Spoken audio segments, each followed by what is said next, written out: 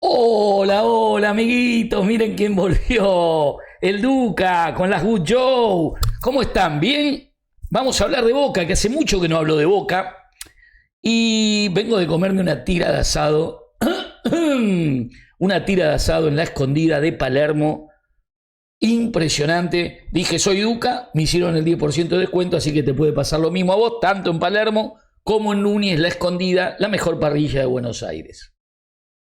Dicho esto, escuchamos durante 15 días en la previa de Boca Racing todos los quilombos que había en Boca con Cassini y con el Chicho Siesta, con si Russo se quedaba o Russo no se quedaba, con Rojo, con el chileno Palacios, con un montón de cuestiones que tenían que ver con el mundo Boca y con algunas modificaciones que en esos 15 días Riquelme, muy cuidadosamente, a veces dudando, a veces con firmeza, estaba haciendo. Las especulaciones eran un montón. Hasta se decía que Russo se iba a ir una vez terminado el partido de Racing, que no dio la conferencia de prensa, en realidad no porque estaba mal de la voz, sino porque estaba renunciando.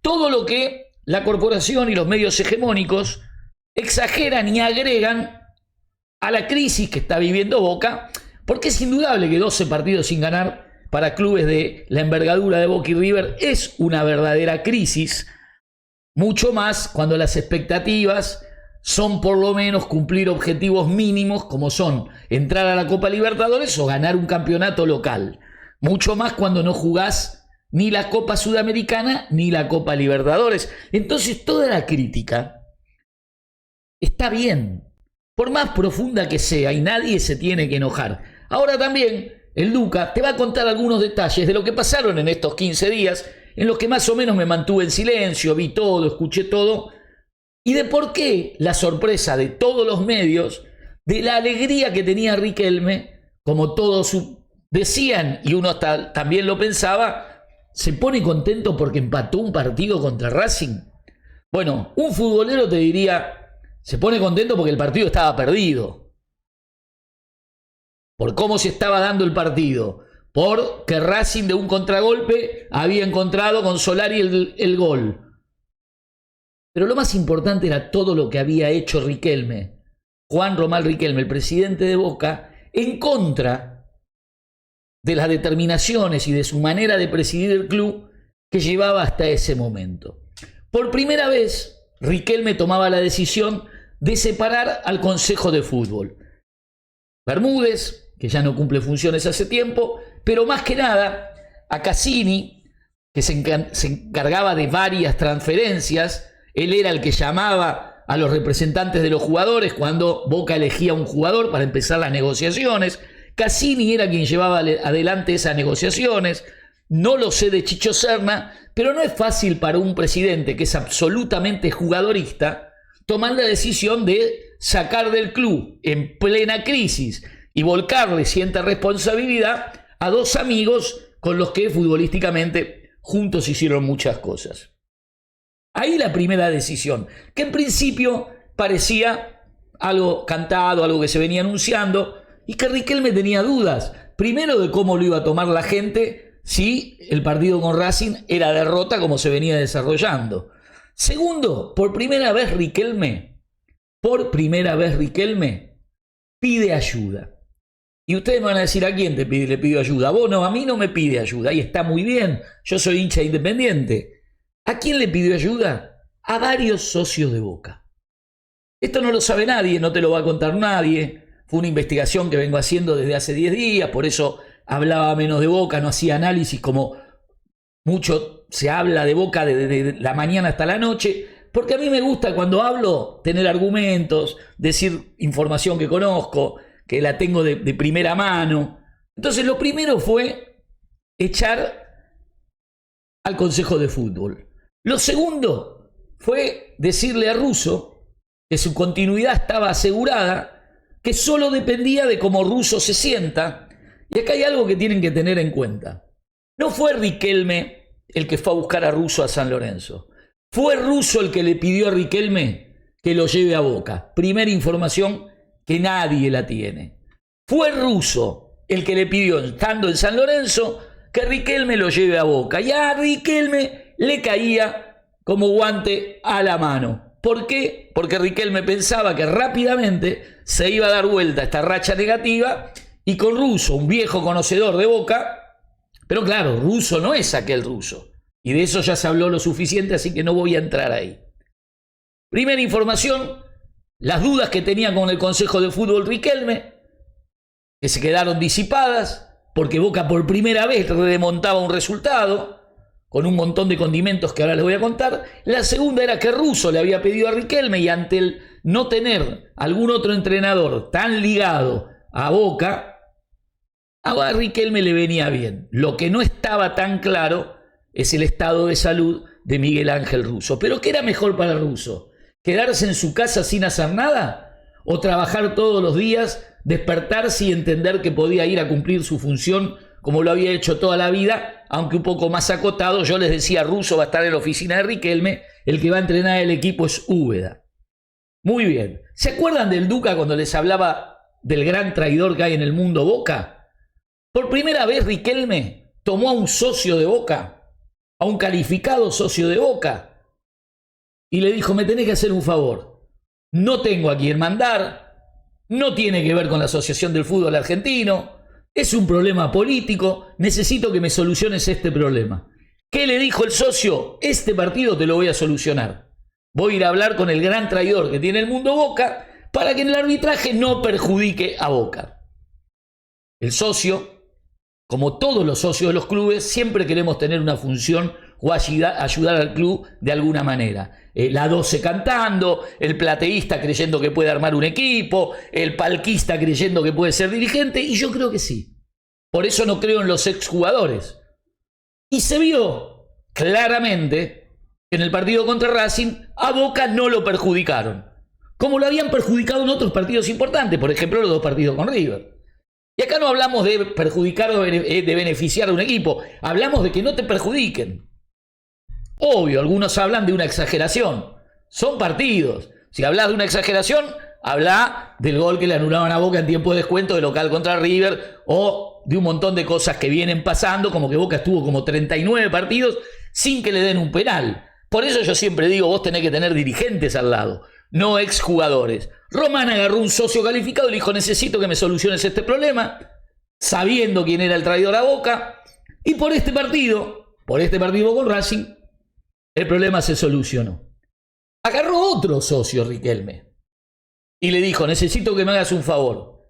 ¿Qué favor? Le dijo el socio con 60 años de ir a la cancha. Necesito que vayas, hables con el chileno Palacios, algo que no pudo hacer el Consejo de Fútbol, y le expliques que si acá no se cuida, no entrena y juega y corre, en Boca no juega más. El socio fue, se reunió con el jugador, y estamos hablando siempre en buenos términos, porque son socios de Boca con carné y con historia, y el jugador entendió que si no entrena, que si no termina con la joda, que si no corre, en Boca no juega más y se va a tener que ir. A esto se le agregó que se tomó la determinación de que Rojo era una manzana podrida en un cajón, en donde el que empezaba a mandar en el cajón de Boca era Leandro Paredes, porque no alcanzaba con Cavani, por las internas, por los voceros, por los topos, etcétera, etcétera, etcétera. Es Leandro Paredes, que como capitán del equipo, cuando Cavani se va le deja la cinta, a Cavani no le pueden arrancar la cinta con la trayectoria que tiene, lentamente Paredes se va a ir acá haciendo cargo de todo, empezaron a limpiar el plantel. Ya se sabe dentro de Boca qué jugadores no van a jugar más en Boca y cuáles sí, porque es Paredes, como debe ser, y no los exjugadores, quien empieza a marcar desde dentro del campo a los dirigentes cuáles son las cuestiones que hay que modificar adentro del campo, junto con el director técnico y junto con el equipo de entrenadores. Esto es claro y pasa en todos los clubes.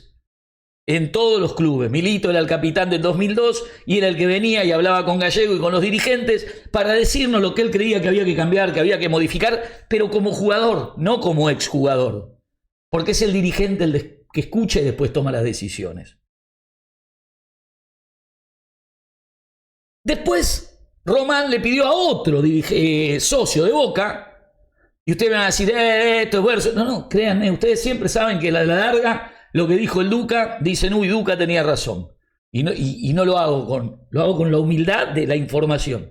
Le pidió otro socio y le dijo, necesito que vayas a hablar con Paredes y con los líderes del equipo de Boca. Y ahí viene la cuestión de que este socio, que fue solo, les dijo, mire muchachos, en un diálogo ameno, amigable, esto es simple, esto es Boca. Boca es nuestra historia. Boca no puede estar 20 partidos sin ganar o perdiendo con cualquier equipo. Vamos a jugar con Racing, tal vez el partido más difícil en la previa de los que Boca venía jugando. Era prácticamente una crónica de una muerte anunciada y hasta faltando 7 minutos, Boca perdía. Nosotros no le vamos a pedir que ganen, porque está claro que futbolísticamente Boca está muy mal. Está claro un montón de cuestiones que tienen que ver con lo futbolístico. Ahora, lo único que le pedimos, le dice este socio de Boca al capitán Paredes, es que en la cancha dejen todo. Nosotros, en los 4 costados del estadio, tenemos que sentir que el partido termina y ustedes dejaron todos. Es ahí donde muchos se preguntan, el público de Boca cambió, está frío, no le importa lo que pase, es ajeno a si ganar, perder o empatar, cambió el público. No. Mi criterio, sabiendo información, es que el público sintió que no había cambiado nada, pero por lo menos los jugadores habían corrido. Y si vos mirás el partido de nuevo y lo comparás con los partidos anteriores de Boca, te vas a dar claramente cuenta de que los jugadores de Boca en este partido, aunque hubo falencias en el mediocampo, aunque todos pensamos que el equipo estuvo mal formado, pero Boca no perdió. Cuando ya estaba perdido, cuando Boca no te levantaba un partido ni por casualidad. ¿Por qué no perdió? Porque no lo perjudicaron y porque fue a buscar el gol como corresponde a la historia de Boca, luego de que este socio le había explicado como un dirigente a los jugadores lo que significa la camiseta de Boca. Y no solo diciéndole esto que estoy contando brevemente porque no me puedo extender, porque soy un tipo que tiene códigos, sino que era probable que haya represalias. Represalias del tipo de toda la cancha los va a putear. Va a ser muy difícil que salgan de la Bombonera sin ser abucheados, silbados, perjudicados en su carrera futbolística, en el sentido de que otra derrota más en un clásico de local. Los jugadores corrieron. Los mismos errores defensivos, los mismos errores en el mediocampo, y los jugadores no solo corrieron. Vamos a contar el taquito de Cavani en el primer tiempo, la de Aguirre, que le pega por arriba del travesaño, 3 desbordes de Aguirre con centros atrás, 3 centros bien tirados, las 2 de Manentiel mano a mano, el cabezazo de Pellegrino que roza el ángulo, un montón de cuestiones que en la flaqueza futbolística y anemia de Boca eran cambios con respecto a los partidos anteriores. Boca Huracán no le pateó al arco. Boca Racing le creó 4 o 5 jugadas de gol netamente, contrariamente a un primer tiempo en donde Racing lo superó, pero no tenía manera de quebrar el 0. Y Boca, jugando mal, corría. ¿Y por qué corría? Porque un socio fue y le dijo, muchacho, acá lo mínimo que se hace se corre. Si no va a haber represalias. Porque llegó la hora de que el hincha y el socio de Boca no aguantan más. Todo esto lo hacían los socios de Boca. Que en otros clubes esos socios son dirigentes. No son exjugadores que están reposando en un predio, que hablan con los jugadores de igual a igual, que no los pueden exigir, cobrando millones de dólares. El socio común que se encontró con Paredes es un socio común que económicamente está muy debajo de Paredes, pero históricamente está muy arriba con respecto a lo que representa un socio de Boca y un jugador de Boca, que está de paso y que además cobra. Estas 3 cuestiones que parecen menores, chiquititas, a mi entender, y por la información que manejo, y que fueron para este partido, que era absolutamente necesario, porque si Boca perdía, se desataba una hecatombe. Eso lo sabemos todos. Hay muchos medios que se quedaron con las ganas de que Boca pierda. Medios de Boca. Miren, yo quiero que Boca pierda siempre. salvo con Racing, quiero que Boca pierda siempre. A veces no por mis amigos, pero casi siempre quiero que pierda. Lo loco es que los medios de Boca y los medios políticos y económicos quieran que pierda Boca siempre. Y en este caso, ¿cuál fue el cambio de Riquelme y la alegría de Riquelme justificada por la desesperación en la que hubiese entrado si Boca perdía? Es que por primera vez se animó a pedir ayuda. ¿Se acuerdan cuando yo decía, pedí ayuda si no podés? Y Boca mostró, dentro de todas sus flaquezas, dentro de las malas incorporaciones que hizo Boca, dentro de la mal preparación física, dentro del cuerpo médico que tiene lesionados todo el tiempo, que por lo menos, por primera vez, después de que Riquelme había pedido ayuda, iba a vender cara la derrota.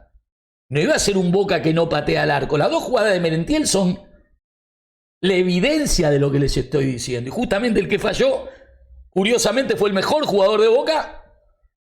Se pareció más al del Bayern Múnich.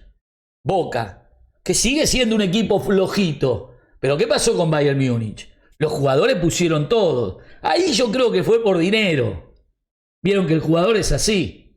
Acá no fue por dinero. Acá fue porque Riquelme le pidió ayuda al socio de Boca, al verdadero hacedor del mundo Boca, y se accionó. Ahora, ¿se puede sostener de esta manera? No.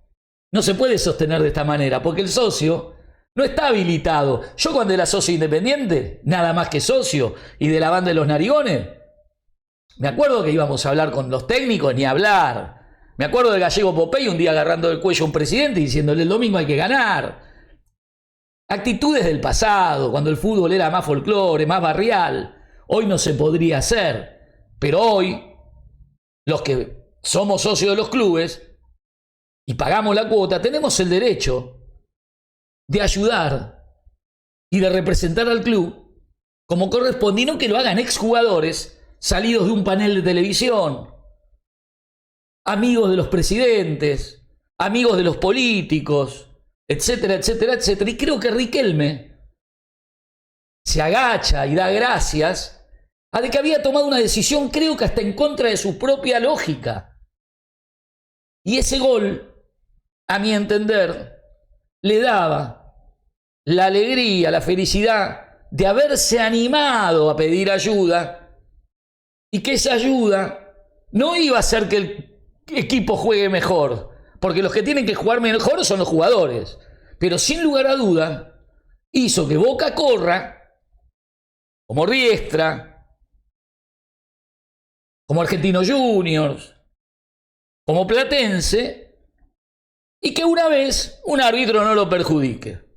Obviamente que siendo un clásico y contra Racing, después se habla porque el equipo que se siente perjudicado tiene todo el derecho del mundo a hacerlo. Ahora la pregunta es, ¿cuántas veces yo hablé del traidor del planeta Boca cuando Boca era evidentemente perjudicado? Y eso no tiene nada que ver con los errores de Riquelme, que los tiene, o los de los jugadores que son malos. Pero si aparte te perjudican, estás en la lona.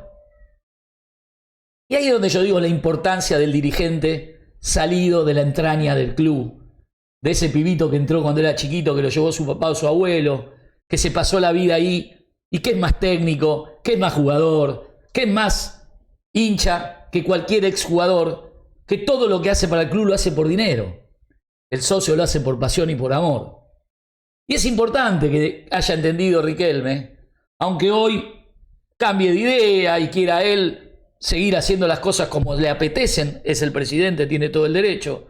Pero yo les puedo garantizar que en este partido en particular, donde pasaron un montón de cosas, Riquelme pidió ayuda, y esa ayuda, en el sentido de la motivación, de jugadores que nunca corren y que corrieron, de limpiar jugadores que no pueden jugar más en la primera de Boca, etcétera, etcétera, etcétera, etcétera. Tanto es así que hasta en un momento de la semana se empezó a hablar mal de Milito por el tema rojo. O sea, que cuando empezás a hacer las cosas como hay que hacerlas, en vez de como un amigo de los jugadores, el problema va para otro lado. Obviamente, el socio, si no es dirigente oficial, no puede hacer más de lo que puede hacer un partido, 2, 3. de aquí en adelante puede pasar cualquier cosa. Ahora, cuando todos te dicen de qué estaba contento Riquelme por un empate, por hacer 12 partidos que no gana, por estar anteúltimo en la tabla. Estaba contento porque un día se animó a modificar y a trabajar de presidente de Boca exclusivamente, sacando a sus amigos de lado, y Boca pudo remontar un resultado. Los jugadores de Boca dejaron todo en la cancha e hicieron un gol que es un golazo. Y perdieron un montón de ocasiones de gol porque Boca los fue a buscar desequilibrado, mal en el medio campo, pero con 4 delanteros en la cancha de Boca, como yo creo hay que hacer siempre. Hay que mejorar el armado del equipo, pero no es mi tema. En este caso yo quería que Boca le gane a Racing, no por lo menos que no pierda. Y no perdió. ¿Es la solución? No lo sabemos. ¿Puede venir una seguilla y ganar 2-3 partidos? Sería un alivio para la gente de Boca. ¿Volverá Riquelme a trabajar como antes, a nombrar a Navarro Montoya, a otro amigo, a hacer un mundo de exjugadores que se juntan en el predio para charlar de fútbol? ¿O hará el papel de presidente que busca en todos los resquicios donde un presidente se tiene que ocupar para ganar partidos o no perderlos, como debe hacer un presidente de Boca, como hacía Pompillo, como hacía Heller y Alegre, hasta en su momento Angelici? El dirigente es dirigente. Los exfutbolistas, lamentablemente, son exfutbolistas. Uno de cada tantos puede tener la suerte de tener la capacidad necesaria para ir a hablarle a un jugador y que el jugador lo respete. Estos jugadores de Boca no respetan a los jugadores. Lo sé, porque tengo información. Es sencillo. Boca va a limpiar su plantel, lo va a limpiar, porque ya está, porque no hay más tiempo. Porque Boca debe clasificar a los Libertadores en este torneo, si no lo llegase a ganar. Y hoy ganarlo parece una utopía, pero ¿quién te dice que, como muestra, basta un botón y con lo que pasó en este partido contra Racing, entienden que en Boca se juega, se corre y se vive de una manera distinta a lo que estaban haciendo hasta ahora? Les conté una anécdota, les conté alguna cosita, no puedo ahondar más porque soy un tipo de códigos. Pero es importante que se sepa todo.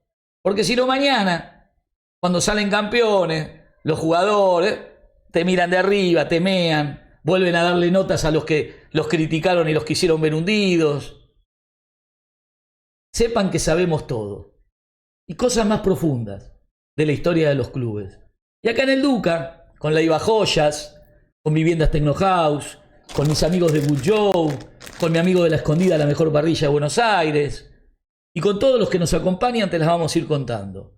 Hoy a las 9, Ciudadano Duca, con Miriam Bregman. Y a las 11 en vivo te hago el análisis de Racing Peñarol. Apenas termina en vivo el partido de la Copa Libertadores de Racing Peñarol en Carnaval Stream. Mientras, suscríbete a Ciudadano Duca, seguime en Presi.Duca, en Ciudadano Duca OK en Twitter. Y mil gracias. Mil gracias a todos. Yo trato de decir lo que sé, trato de estar cerca de la verdad, y lo que no sé no hablo. Y lo que es una mentira no te lo voy a meter. Es simple, es así. Y mil gracias a vos por seguirme, por acompañarme. Más de 1 millón y pico en este fin de semana en este canal, de reproducciones en las redes, de mis análisis que tuvieron más de 200.000 vistas. Más no les puedo pedir. Yo estoy acá con una cámara, no, con un micrófono, con una cámara, contándote lo que nadie te va a contar. Desde mi mirada, acertada o equivocada a veces. Pero esto que te estoy diciendo fue así y hay evidencias que fue así. ¿Qué va a pasar en la próxima? No lo podemos saber. Boca es un mundo de sorpresas. Y Riquelme todos los días piensa en algo distinto. Como cuando jugaba al fútbol. Lo que pasa es que ser dirigente es abrirse a un montón de gente de Boca que quiere que a Boca lo vaya bien y que lo tiene a Riquelme como el ídolo indiscutible de Boca. Esto se los quería contar para que empiecen a saber los hinchas y los socios esas cosas que nadie te va a contar, que nadie te va a mostrar. Porque hay una guerra política, porque entró en la grieta Boca y Riquelme está entrando en un espacio que no conoce. Pero los socios de Boca lo quieren ayudar. Por Boca, no por política. Eso está claro. Les mando un abrazo, los quiero y hasta la vista, baby.